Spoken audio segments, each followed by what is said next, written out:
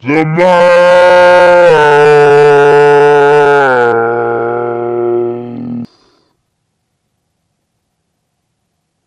Sometime along the human path, they became aware of death, of dying, and the end of the mortality, the end of their fragile and pathetic egos that somehow dwelled invisibly in their mind.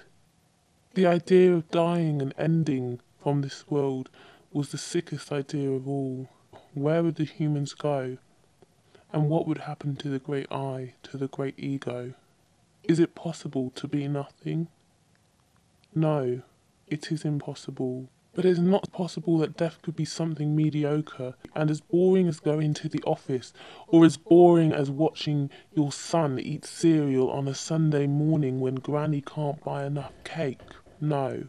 It had to be rewarding and make up for the hard work that we have in this world, and persecute those who are not conditioned to society, who do not follow the status quo, those who are evil and wrong, those who do bad and hurt in this life. Piss up my nose. Piss up my nose. So heaven came, hell came, the underworld came, moksha came, enlightenment at the end came.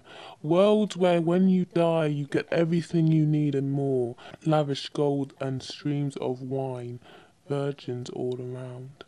Heaven and hell. And she saw into the sacred fire that the boy was a witch. The absurdity of the human idea was this. Some are good and some are bad, and it is that simple. And the good can go to heaven, and the bad can go to hell, where they will burn in eternal flames. The idea that people do good with good intentions and people do bad with bad intentions, that bad people believe and know they're bad, and good people believe and know they're good.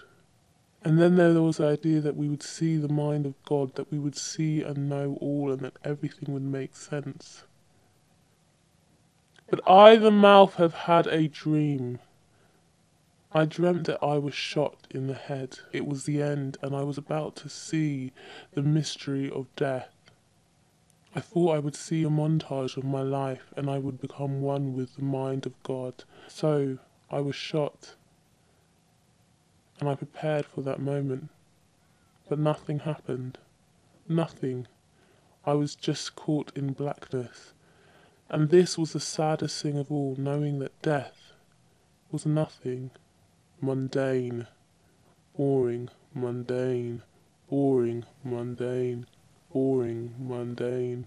I live in a shoe, I do. The humans have so many myths about life and about death. And everyone truly believes they know. But yet none of these people have died. And no one can bear to say, I do not know what happens when I die. Perhaps when we die we realise we've been living in a fishbowl owned by a cyberdog that watches and laughs at our petty problems. Perhaps nothing happens. Perhaps I'll become one with moksha or be reborn as a slug. Of course the great body disintegrates and falls into the ground. We can see this with our eyes. What about the mind? What about the consciousness? What about the awareness? Is life destructible? Is it possible to be nothing? Broccoli. I live in a shoe!